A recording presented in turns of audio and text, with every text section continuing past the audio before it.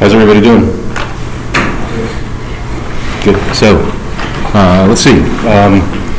Assignment 4 was due this week, so that means we're in week 5. And that means that we are working on coexisting with Gazebo.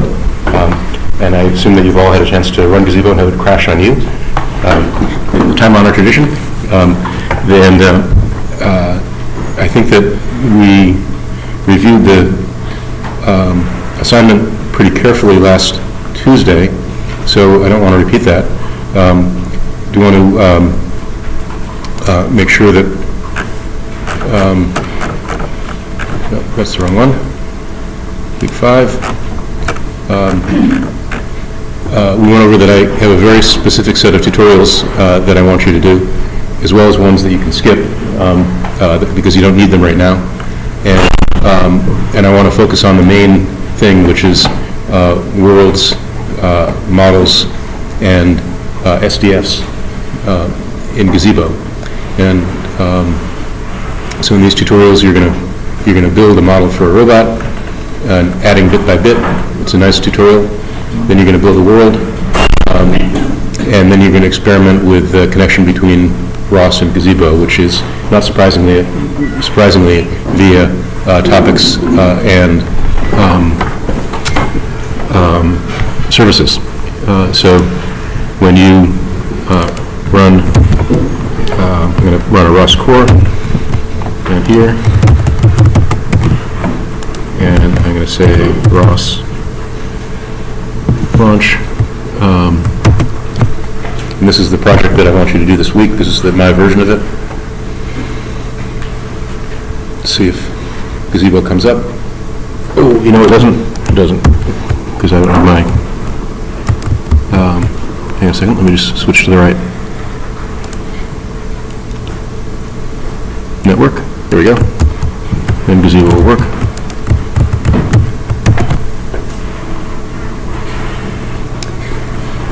So this is running the Gazebo ROS version of Gazebo, and it is smart about,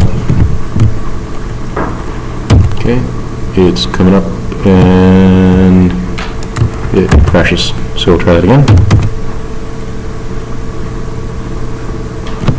That's a good sign. Some graphics. See if it comes up. ROS topic list. Yeah. And so you can see the topics that are, not sure what's happened at the front end here.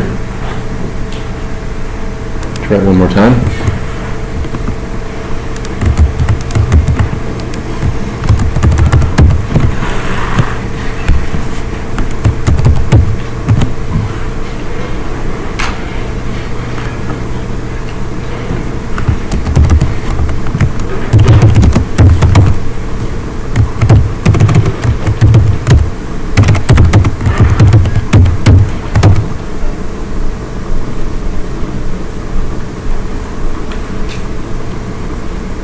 Weird. I'm getting a boost exception.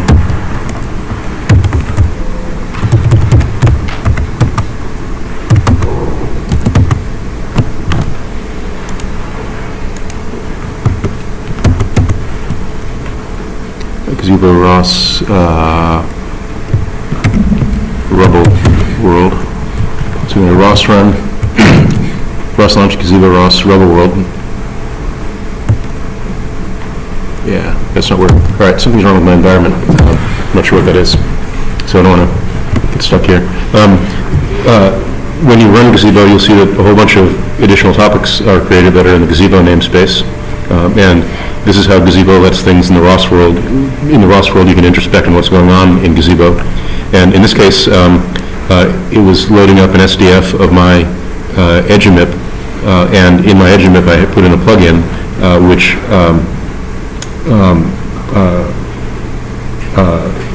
was a virtual camera that would, and so as my edge emip would drive around in the world, then it would give me a video stream as though a real camera were on the robot. And so you can mimic not only the physics of your robot, and you do that by setting up an SDF, but you can also mimic the sensors and actuators of the robot and things in the world. And so this is my workspace in Source. We'll ask you to create this package, My Robot Gazebo ROS. We'll use that for this week and next week. And this week you're going to create an RDEF. You're going to add to your Zacro file additional commands. My Zacro file looks like this. I've got a bunch of parameters here. And this down here is a camera plugin. So in the tutorial, they show you how to do camera plugins. And what I did in my robot is I added an extra link on the top of the robot, which was connected by a fixed link to the edge unit body.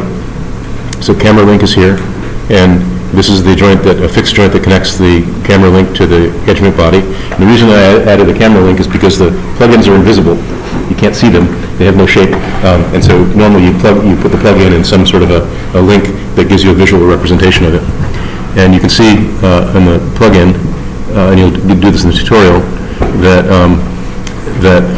this is in the Gazebo ROS plug-in package. The type is camera link. The plug-in is attached to the camera link. The type of the plug-in is camera. The particular name is camera 1.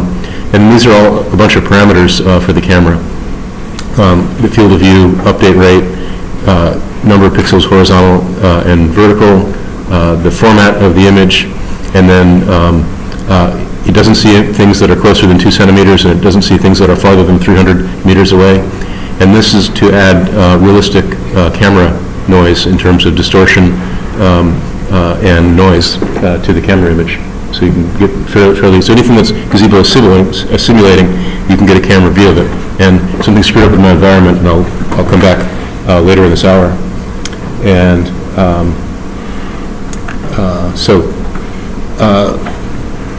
I think that's all I want to say about this week's assignment. If you brought your computer, then you're welcome to work away, and I'll hang out here and answer questions.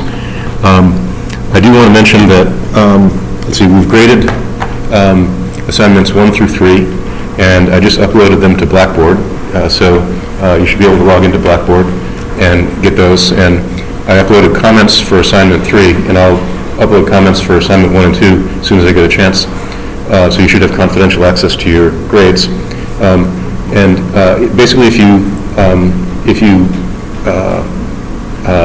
did the assignment as specified on the web page and as I demonstrated in class, you got full credit, which is 10 points.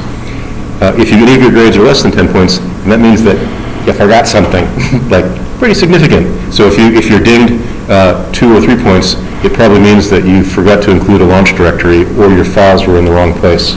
So some students didn't have a launch directory or a source directory, and they put all their files in the top level directory of the package. And well, that will work for a small project like this, but when you get to a larger project, it's really not sustainable. And so you were dinged if you didn't follow the design patterns. So if you left out a launch directory, if you put your RDEF someplace other than an RDEF directory, and if you put your source someplace other than a source directory in your project, or if one of those things were missing, then you got dinged some points. And if you got dinged 2 or 3 points, you probably only were missing one thing. If you got dinged 5 points or more, you probably were missing 2 or 3 things. And so please come and see one of us so we can get you on the right track with the design patterns. So we want everybody to get a 10 on every assignment. So if you didn't get a 10 and you don't understand why, come see me and we'll get that straightened out. Okay?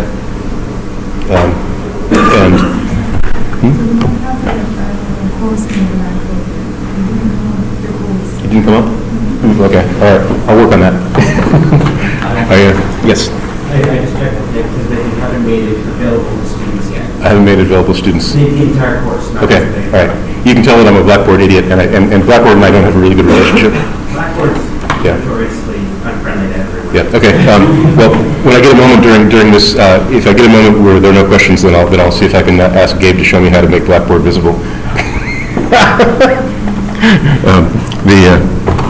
Okay. So the other thing I wanted to mention is several students had trouble with IP addresses, and I want to just briefly mention this. Number one,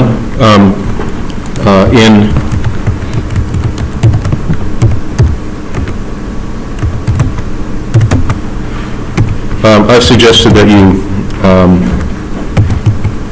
set your ROS environment variables in your bash RC at the very end. So what my environment variables do here is I've sourced op.rock connect setup.bash. Some students have more than one course where they're using ROS. If that's the case, probably best if you use two different workspaces, one for this course, one for that course, because in some of the other courses, the ROS package path is really kind of extreme, and it's hard to understand, and there could be clashes.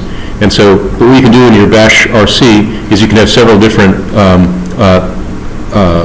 things to source here, like I've got catkin workspace and ROS catkin workspace, and you can just change the comments, kill your shells, and start new shells. Some students had difficulty.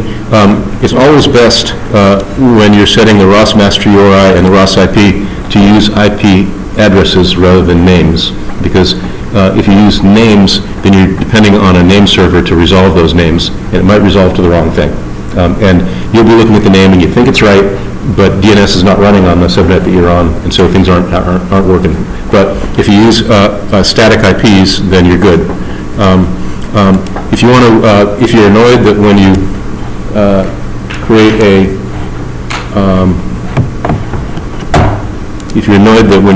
a new shell on the screen, that it comes up on desktop, which drives me crazy, then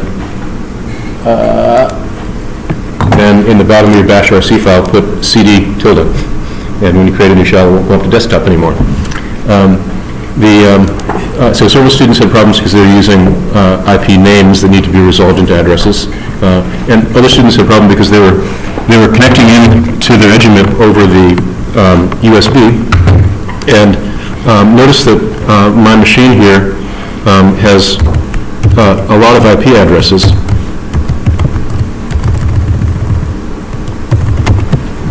So I've got a wireless IP address of 192.168.10.101, which is to that router over there. And I've got an IP address of 7.1 on this USB and 7.2 on the USB, and 6.1 and 7.1, sorry, you can see that right up here. And I can SSH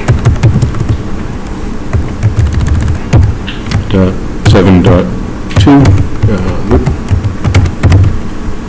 and I can log into my EduMIP here, temp.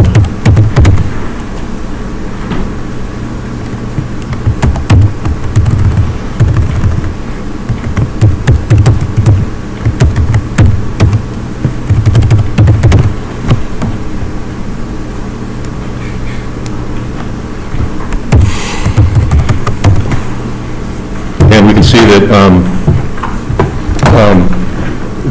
the EduMIP is got USB address 0 and 1.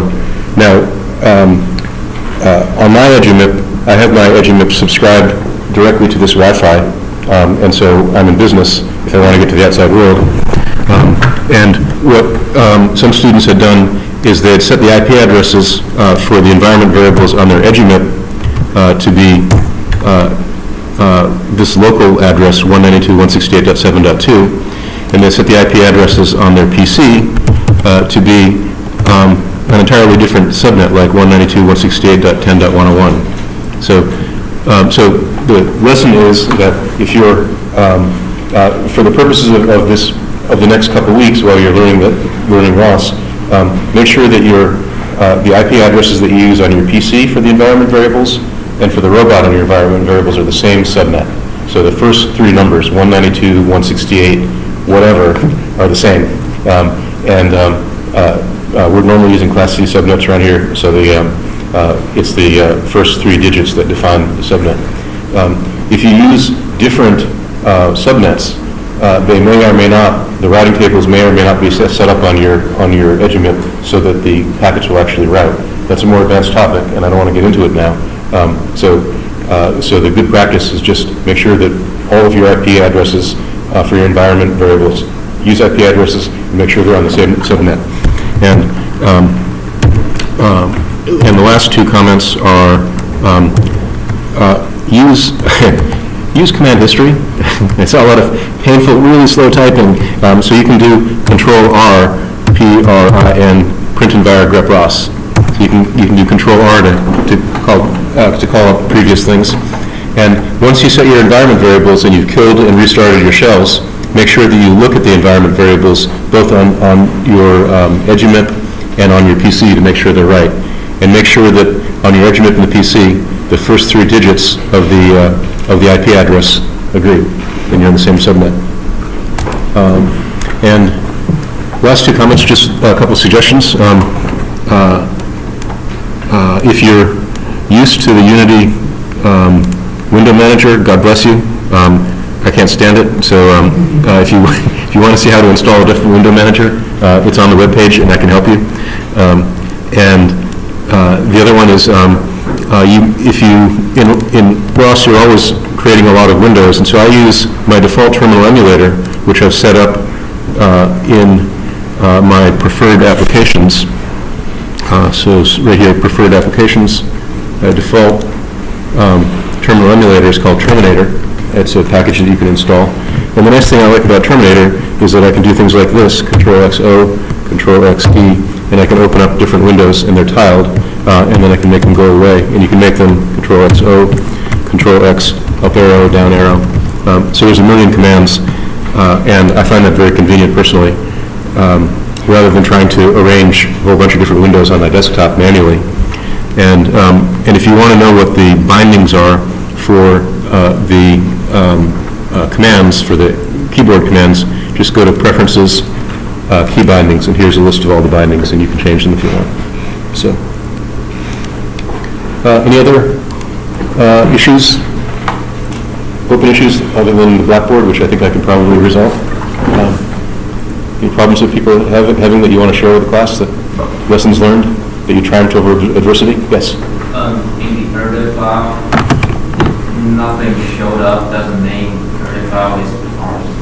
So if you messed up the syntax, sometimes you will mess up the model, but no message will be shown. You mean when you do a ROS launch? If you,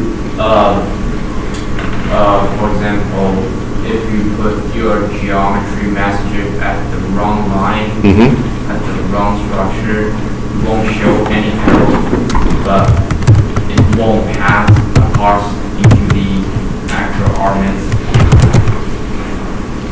Right, and you remember the command check RDIF? Right, and you can actually try to parse it before you can do that. I'm just saying I didn't do that, and I was struggling a little bit because I couldn't find any. Yep, and so the 2 commands that we looked at were check RDIF and RDIF to graphiz, which generates an output. And so those are good things for introspecting into the RDIF file. Right. So, yep. When the RDIFs fail to load, it often gives you no error message or a very cryptic error message, which is... Sometimes even in loads, it just missed that line misplaced. Yep. Yep. Anything else? Any other things that people want to share? Yes? Didn't record it right now. Yes. You went into bash or C more extensively, sometimes last week, I think. Was it the module 3 vectors that you went into bash or C? I wouldn't say that I went into bash RC in great depth, but do you have a question? I haven't been able to get the same idea, just at least the first few parts for the Okay. Why don't we talk, and we'll find out what the problem is, and if there's a lesson I can share with the class, then we'll do that, okay? Okay, you can show me what the problem is. Okay? Any other things? Okay, the rest of this class is a clinic. I'll try to fix the things that weren't working earlier, just when classes started, and if I do that, then I will do a quick demo, but other than that, I'm just available to help you with any questions that you have, so go for it.